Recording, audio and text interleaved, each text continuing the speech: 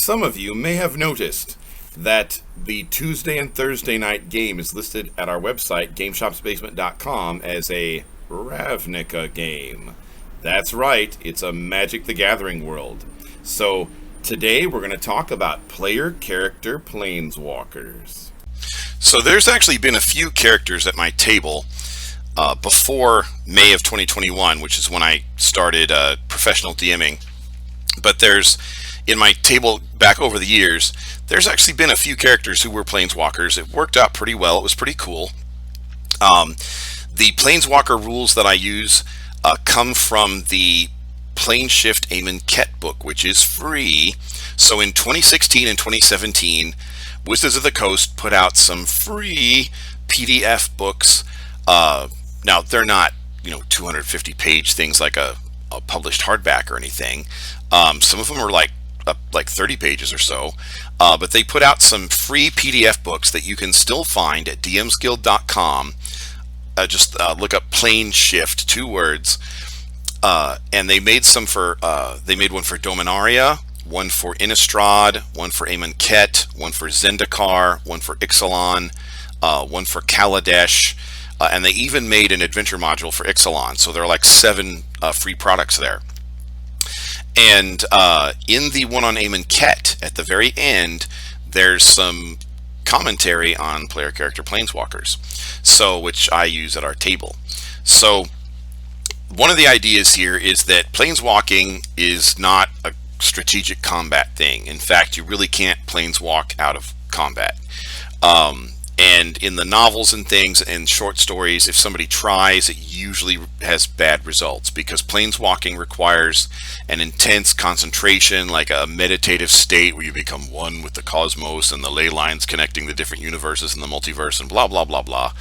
And the point is, you're not Nightcrawler from X-Men. It's not some kind of strategic teleport that's going to give you advantage in combat. And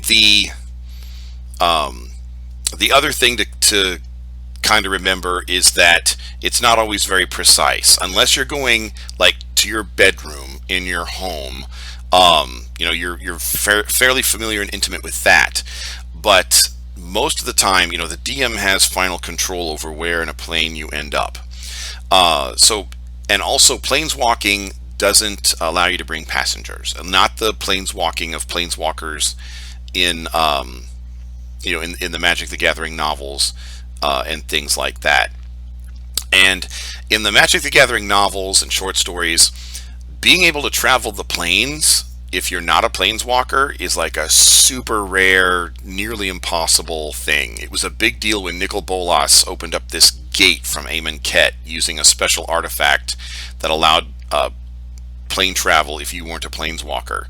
And because that's such a big deal in the Magic the Gathering universes, in those universes, when I DM, spells from the player's handbook like plane shift and plane travel and stuff, and gate spells like that, they're not on the common lists, where common clerics and mages don't know about those spells.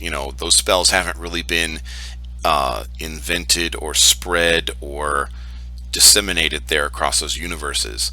And so that way I can make the feel of that universe feel right. So, but if your characters come from a regular traditional D&D world, for instance, on Tuesday and Thursday nights, there's a guy with the Staff of the Magi, has plane shift. He's not a planeswalker, but he's got this staff. It's just kind of up to the dungeon master how to kind of work out the feel and the power structure to make the world work in a way that it still feels like Ravnica or Dominaria or whatever Magic the Gathering world you want to represent. But player character planeswalkers can be cool if you want to have that kind of story.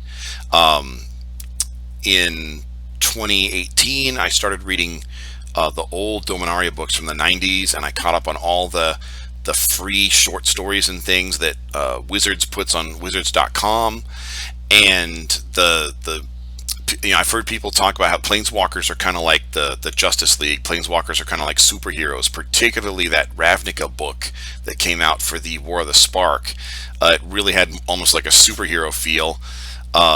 rather. In fact, they got a comic book author to write it. He used to write Captain Atom in the 80s and 90s.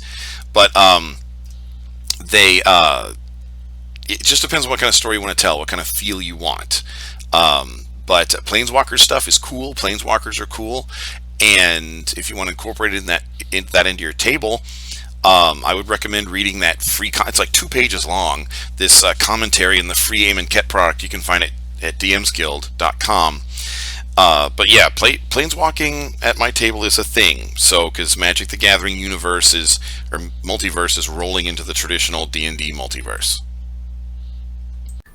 So if you're interested in playing a player character planeswalker in any of our D&D games, whether it's in an official Magic the Gathering world or not, because, right now Forgotten Realms is sort of a bit of both, since they came out with Forgotten Realms Magic cards, or even Mystara, Dragonlance, let me know.